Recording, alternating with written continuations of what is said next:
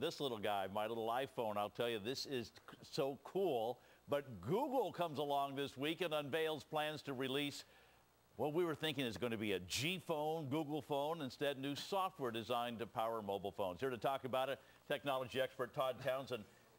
It's not a phone. Your phone might not be cool forever when Google comes out with the G phone. So take advantage of it while you can. 2007. The big deal with this, Tom, is a lot of the consumers out there that follow the buzz on the internet and things like that said, oh, wow, Google's going to come out with a phone. But a lot of the tech people in the know behind the scenes, I think, breathed a sigh of relief when they saw it was actually a software platform. And here's why this is a big deal. Most phones you buy now, the mobile phone companies in the United States are basically an oligarchy. You've got Verizon, you've got AT&T. You buy a phone from them, and with few exceptions, you only can run the programs that they let you on that phone. There's no openness. People can't put more programs on. The best analogy I've heard is that you go down to the store, you buy a Sony TV because only Sony can get Fox.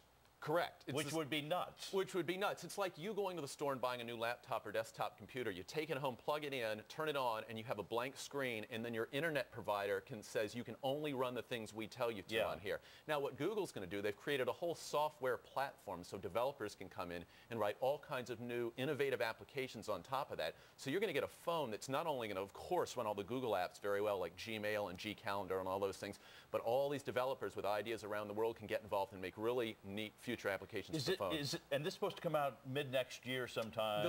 The software platform that lets the developers start writing code comes out within the next week. So that's available. They can actually get on there and start writing the programs. The actual prototype phones, the buzz is sometime late spring, early summer when you'll actually be able to buy a G phone. And is this going to be revolutionary? Is this going to change the way we know cell phones? Well, it's going to open up the industry. So people like Verizon and AT&T are going to have to ask themselves, do we remain closed or do we allow openness on our networks too? Google's really pushing the issue here. And of course, the next big step in this, and this is a longer conversation for another day, but it's the whole network is going to change because there's rumors that Google's going to try to buy some of the FCC spectrum that's coming up, the old spectrum, and start their own national mobile company on an internet-based network at very low cost. Just do no evil. Do no evil.